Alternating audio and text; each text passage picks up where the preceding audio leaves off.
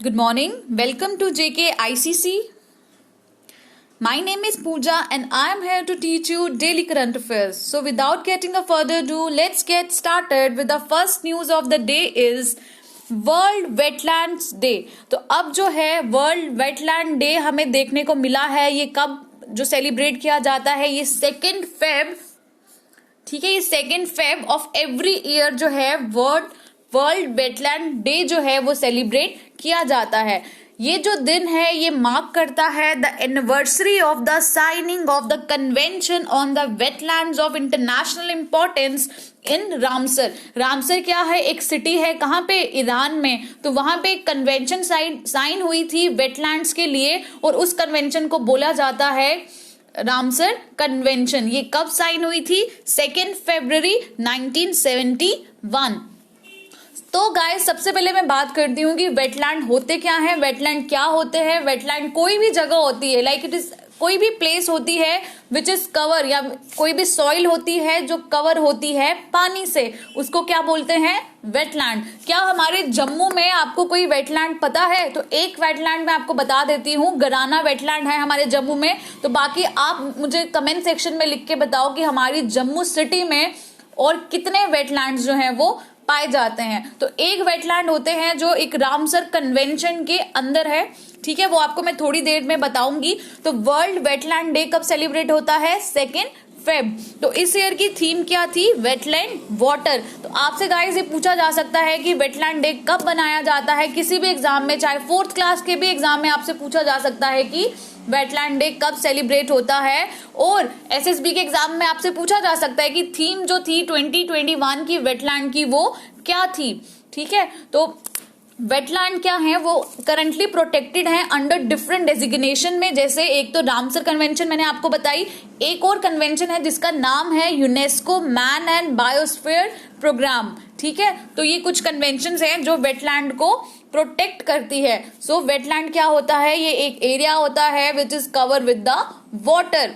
तो Ramsar convention को convention of wetlands बोलते हैं। ये 1971 में एस्टैब्लिश की गई बाय यूनेस्को। अब जो है यूनेस्को क्या है? UNESCO is a specialised agency of the United Nation. तो क्या India is a party to Ramsar convention और not? Yes, India is a party to the Ramsar convention. India ने इसको साइन किया था 1 फरवरी 1982 में। तो कितनी रामसर साइट्स आज के टाइम पे हमारे इंडिया में है? 42 रामसर साइट्स जो है वो हमारे इंडिया में है। तो लार्जेस्ट रामसर साइट इंडिया की कौन सी है? Sundarbans is the largest Ramsar site of India. तो कौन सी पहली रामसर साइट थी हमारे इंडिया में? चिलिका लेक जो है ओडिशा में है, ठीक है। तो आपको फाइनेंस इंस्पेक्टर के सिलेबस में लेक्स का एक टॉपिक है, तो उसमें आपको ये जो चिलिका लेक है वो आपके लिए इंपॉर्टेंट है। चिलिका लेक इंडिया की सबसे बड़ी ब्रैकिश सॉल्ट वाटर लेक है। कहाँ पे है ये? ओडिशा में है। तो पहली रामसर साइट चिलिका लेक थी। और एक कियोलाडो नेशनल पार्क जो कहाँ पे है? राजस्थान में है। कौन सी स्टेट में आज के टाइम पे, कौन सी स्टेट में सबसे ज्यादा रामसर साइट्स है? तो कौन सी स्टेट में है? Uttar Pradesh has the most number of Ramsar sites in India. कितनी साइट्स हैं? 8 साइट्स हैं टोटल उत्तर प्रदेश में। तो स्मॉलेस्ट वेटलैंड जो है वो कौन सा है? रेणुका वेटलैंड। रेणुका वेटलैंड कहाँ पे है गाइस? हिमाचल प्रदेश में है, ठीक है। रेणुका वेटलैंड कहाँ पे है? हिमाचल प्रदेश में है। तो ये आप टॉपिक आपके लिए बहुत इंपॉर्टेंट है। रामसर कन्वेंशन आपके लिए इंपॉर्टेंट है। केएस के सिलेबस में एनवायरमेंटल सेक्शन में जो रामसर साइट्स आपको याद करनी पड़ती हैं, तो टोटल रामसर साइट्स कितनी हैं? 42। तो ये आपके चाहे कोई भी एग्जाम हो, ये टॉपिक आपके लिए गाइस बहुत इंपॉर्टेंट है। Next is Chauri Chaura incident. तो उसके जो है अब 100 साल होने को है, तो हमारे प्राइम मिनिस्टर ने इसको सेलिब्रेट, इसकी जो विक्ट्री को सेलिब्रेट करने का जो है वो मतलब उसको सेलिब्रेट करना वो चाह रहे हैं। तो चौरा चौरी इंसिडेंट हमारे मॉडर्न हिस्ट्री में ये बहुत इंपॉर्टेंट इंसिडेंट है। तो जिन लोगों ने मॉडर्न हिस्ट्री या फ्रीडम स्ट्रगल, आपके हर सिलेबस में एसएसबी के जितने भी सिलेबस पब्लिश हुए हैं उसमें फ्रीडम स्ट्रगल करके एक टॉपिक है, तो उसमें आपको ये नेशनल मूवमेंट्स पढ़नी है। तो उसमें से एक सबसे इंपॉर्टेंट नेशनल मूवमेंट है नॉन कॉपरेशन मूवमेंट। तो चौरी चौरा इंसिडेंट जो था, it is like part of the non cooperation movement. तो ये टॉपिक गाइस आपके लिए बहुत इंपॉर्टेंट है। और एक ये इंपॉर्टेंट क्यों है, एक तो इसके 100 साल जो है वो होने को है, तो इसीलिए भी ये जो टॉपिक है इंपॉर्टेंट है। February 4th, 2021 marks the 100 years of the Chori Chora incident that had led to the Mahatma Gandhi calling of the non-cooperation movement। तो non-cooperation movement गाइस कब लॉन्च हुआ था? 1920 में लॉन्च हुआ था। तो non-cooperation movement जब लॉन्च हुआ तो गांधी जी जो थे वो आपको पता है वो किस पाथ को फॉलो करते थे, वो नॉन वायलेंस के पाथ को फॉलो करते थे। तो चोरी चोरा, पहली बात तो आपको पता होना चाहिए कि जो चोरी चोरा प्लेस है वो कहाँ पे है। चोरी चोरा जो है ये जगह है गोरखपुर डिस्ट्रिक्ट। गोरखपुर डिस्ट्रिक्ट कहाँ पे है? आज के उत्तर प्रदेश में है, या उस टाइम के यूनाइटेड प्रोविंस पे इन ब्रिटिश इंडिया। तो इस इंसिडेंट में क्या हुआ, अब लार्ज नंबर ऑफ प्रोटेस्टर थे जो प्रोटेस्ट कर रहे थे during this non cooperation movement, participate कर रहे थे जो नॉन कॉपरेशन मूवमेंट में। तो उनका क्लैशेस हो गया किसके साथ? पुलिस के साथ। तो पुलिस ने क्या कर दिया, ओपन फायर चलाना स्टार्ट कर दिया। ठीक है, तो जो प्रोटेस्टर्स थे उनको उन्होंने अटैक कर दिया और पुलिस स्टेशन को इन रिटेलिएशन में पुलिस स्टेशन को आग लगा दी और उसमें कुछ 22 या 21 लोग जो थे पुलिस वाले वो जो थे वो मारे गए। ठीक है, तो इस रिस्पॉन्स में महात्मा गांधी ने जो थे वो जो स्ट्रिक्टली अगेंस्ट थे वायलेंस के, उन्होंने नॉन कॉपरेशन मूवमेंट को विड्रॉ कर दिया नेशनल लेवल पे। कब विड्रॉ किया था? 12 फरवरी 1922 as the direct result of this incident. तो ये चोरा चोरी इंसिडेंट आपके लिए बहुत बहुत इंपॉर्टेंट है। तो आप ये जो न्यूज है ध्यान से देखें और जो भी आपने नोट्स बनाए रखे हैं मॉडर्न हिस्ट्री के, एक बार वहां से रिवाइज भी कर लें। Third news is Lingaraj temple. तो सबसे पहले मैं बात करती हूँ ये जो लिंगराज टेम्पल है ये कहाँ पे है। तो ये भी आपसे पूछा जा सकता है कि एक तो लिंगराज टेम्पल कहाँ पे है और इसको बिल्ड किसने किया है, and it is dedicated to which god. तो सबसे पहले मैं बात करती हूँ Lingaraj temple is a temple dedicated to lord Shiva. तो ये बिल्ड किसने किया था? इट इज बिल्ड बाय जगती केसरी ऑफ सोमा वंश। एक राजा थे जिनका नाम था जगती केसरी ऑफ सोमा वंश। It is build in red sandstone से। अगर आप ये पिक्चर देख रहे हैं तो ये रेड सैंडस्टोन का, रेड पत्थर का ये बना है और ये क्लासिक एग्जांपल है किसकी? Kalinga style of architecture. तो गाइस आपने कभी कलिंगा का नाम सुना है? कलिंगा वॉर हुई थी, ये किसके बीच में लड़ी गई थी? कलिंगा वॉर लड़ी गई थी बिटवीन द एम्परर अशोका और किसके बीच में? एक खारावाला किंग था, खारावाला किंग ऑफ कलिंगा। उन दोनों के बीच में बैटल लड़ी गई। और ये बैटल क्यों इतनी इंपॉर्टेंट थी? क्योंकि इसके बाद जो अशोका थे उन्होंने जो था वो जो पाथ था वायलेंस का वो छोड़ दिया। ठीक है, तो ये कहां पे है? ये लोकेटेड है to the north of the temple is Bindu Sagar lake के। तो इसके नॉर्थ में बिंदु सागर लेक है और द टेम्पल जो है तो ये डेडिकेटेड है to the lord Shiva, but it is also has the images of Vishnu, possibly because of the rising prominence of Jagannath sect emanating from the Ganga rulers who built the Jagannath temple in Puri in the 12th century।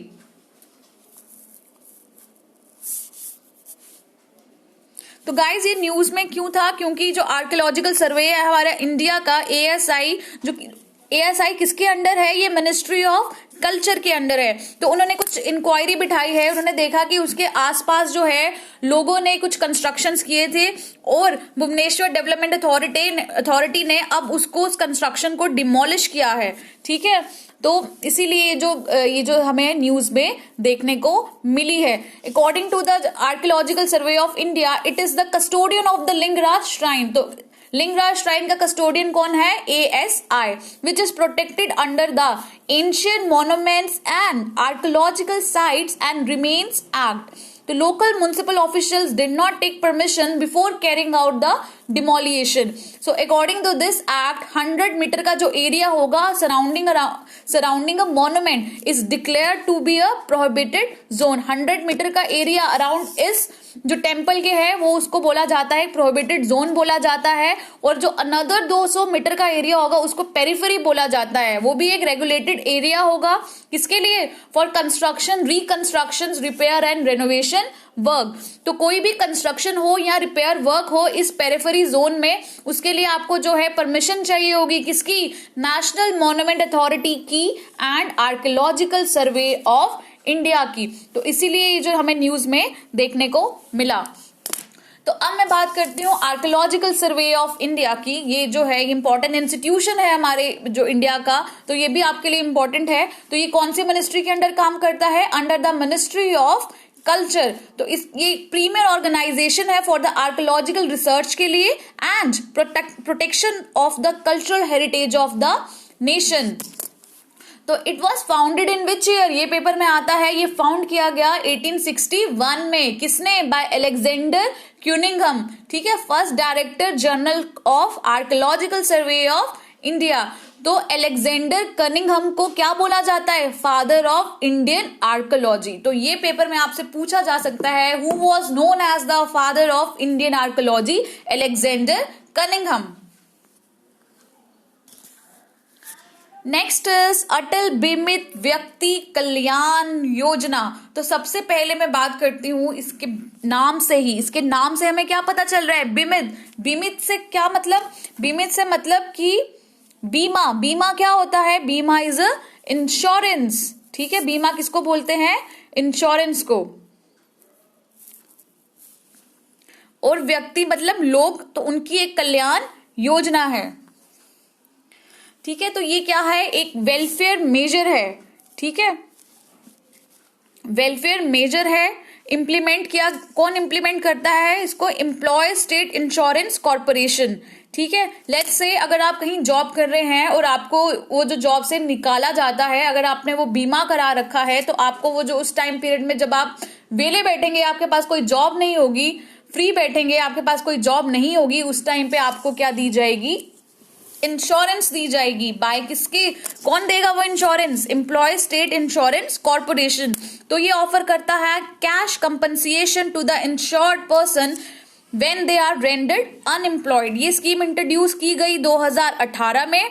तो अभी जो है ये news में क्यों थी, क्योंकि इसकी एलिजिबिलिटी क्राइटेरिया को और रिलैक्स किया गया, इसीलिए ये जो न्यूज में हमें देखने को मिली।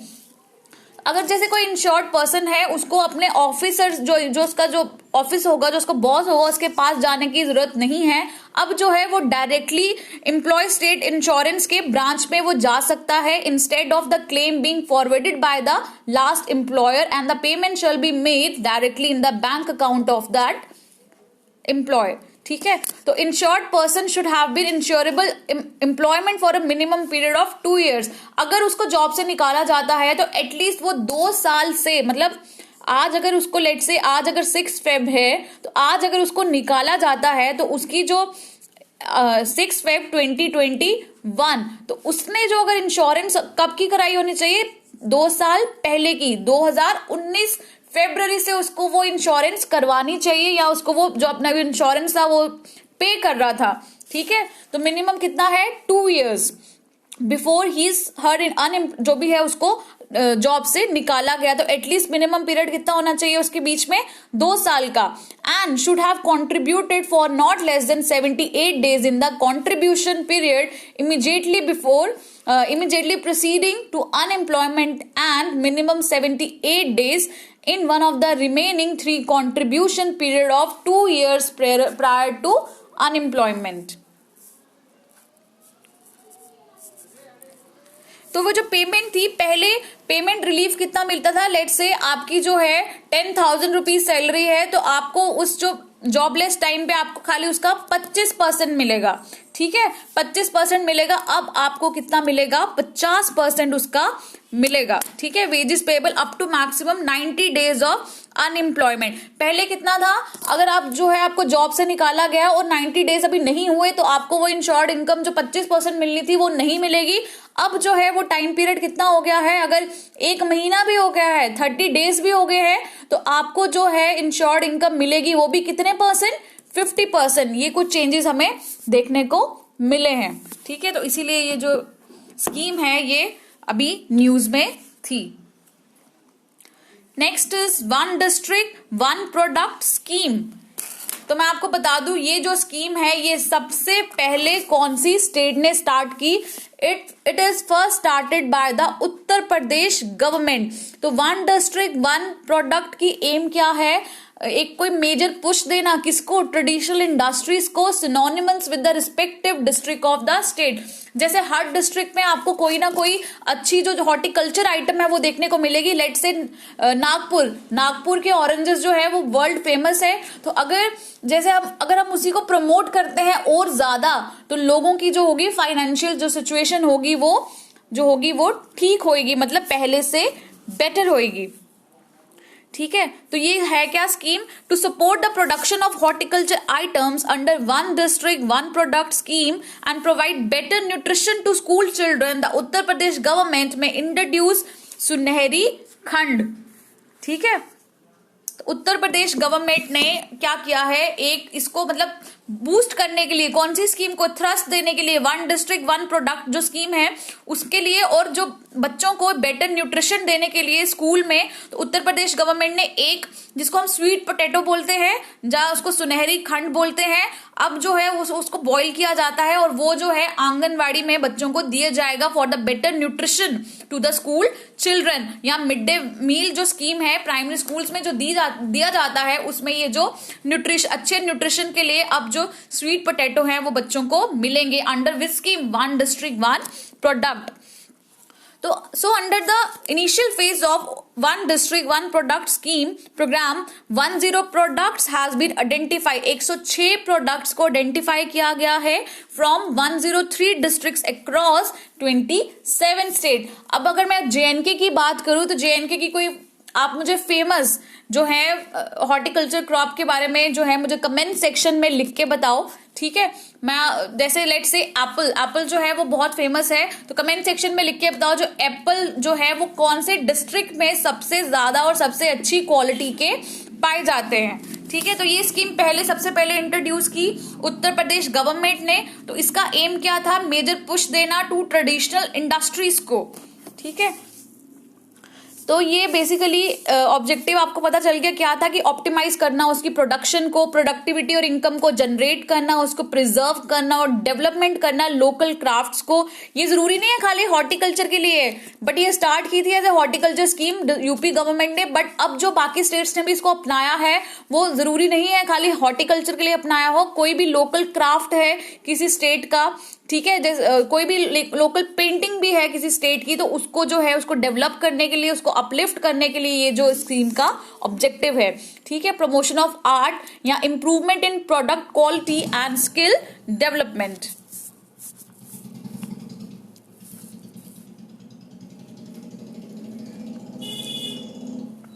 तो स्टेट की एक्सपोर्ट प्रमोशन कमेटी की या डिस्ट्रिक्ट में एक्सपोर्ट प्रमोशन कमेटी को कॉन्स्टिट्यूट किया जाएगा सारे स्टेट और डिस्ट्रिक्ट में, except the district of the state of West Bengal को छोड़ के।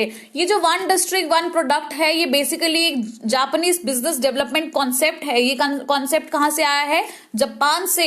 तो विच गेन्ड दिस प्रोमिनेंस, इसको प्रोमिनेंस कब मिला? 1979 में। तो उसका एम क्या था? प्रमोट करना एक competitive and staple product from a specific area to push sales and improve the standard of living of the local population. So over time it has been replicated in other Asian countries as well.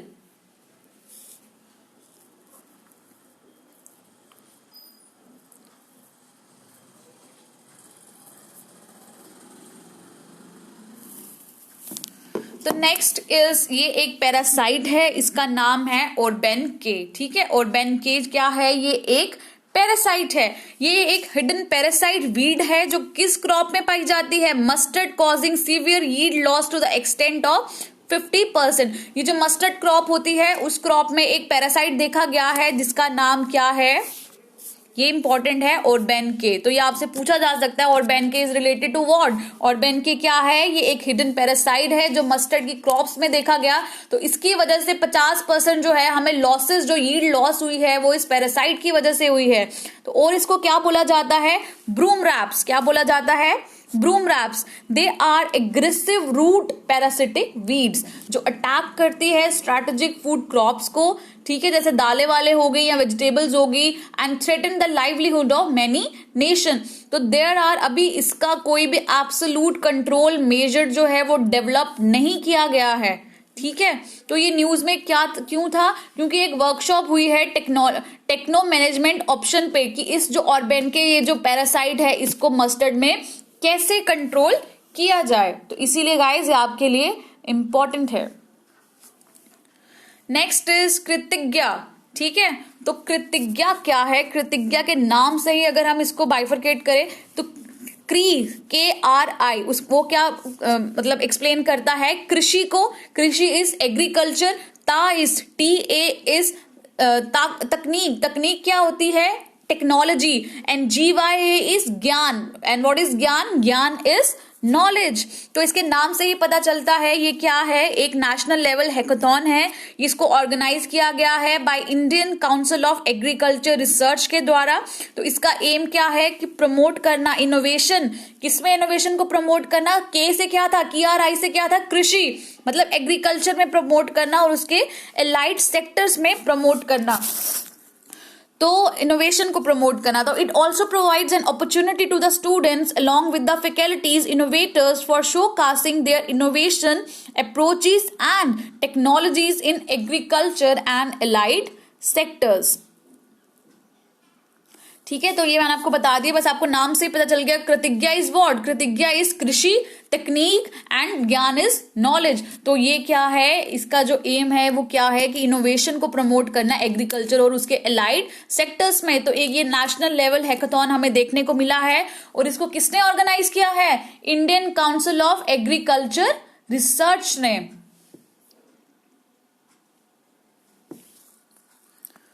So guys last news of the day is lithium deposits जो है वो पाए गए हैं कहाँ पे, Mandya district of Karnataka में, ठीक है। एक प्रिलिमिनरी सर्वे हुआ है सरफेस में और सरफेस एंड लिमिटेड सब सरफेस में bye atomic minerals director for exploration and research. तो उन्होंने शो किया है कि प्रेजेंस है लिथियम रिसोर्सेज की कितनी, ऑलमोस्ट 1600 टन्स की, ठीक है। कहाँ पे, एक जो मांड्या डिस्ट्रिक्ट मैंने आपको बताया है वहां पे।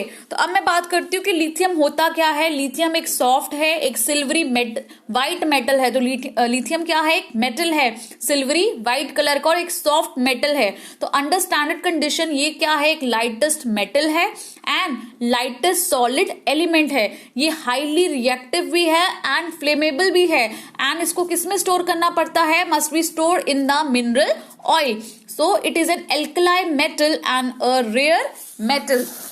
तो अभी हमने देखा, अगर हम नोबेल प्राइज की भी बात करें तो लिथियम आयन बैटरीज के लिए जो नोबेल प्राइज दिया गया लास्ट पिछले साल में, ठीक है, केमिस्ट्री में, तो ये जो है लिथियम आयन बैटरीज जो है अब वो इसको रिप्लेस करेंगे, जो नई जो पुरानी जो बैटरीज है उनको रिप्लेस किया जाएगा by the lithium ion batteries. तो ये जो है ये टॉपिक बहुत इंपॉर्टेंट है, क्यों, क्योंकि मांड्या डिस्ट्रिक्ट के कर्नाटका में है, वहां इसकी जो है खोज हुई है कि वहां ये लिथियम आयन जो है वो 1600 टन्स का पाया गया है। तो this is very important.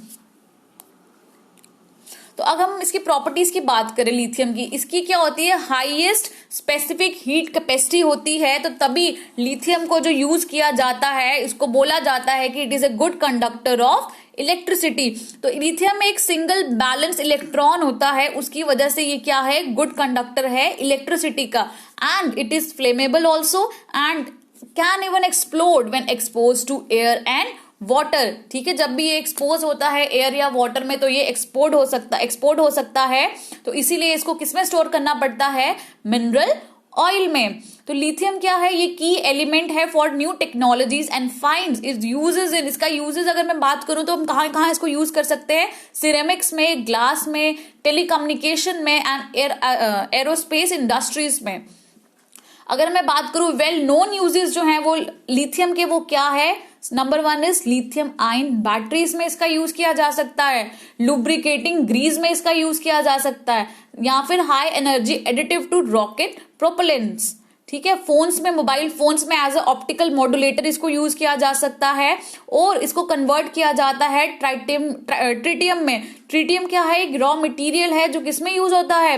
Thermo nuclear reactions में। फ्यूजन जो न्यूक्लियर रिएक्शंस होती हैं, ट्रिटियम को उसमें यूज किया जाता है। लिथियम को ट्रिटियम में भी कन्वर्ट किया जा सकता है। तो इसीलिए गाइस लिथियम आप लोगों के लिए बहुत इंपॉर्टेंट है। आप मुझे कमेंट सेक्शन में लिख के बताओ कि जो लिथियम जो है वो सबसे ज्यादा कौन सी कंट्री में पाया जाता है।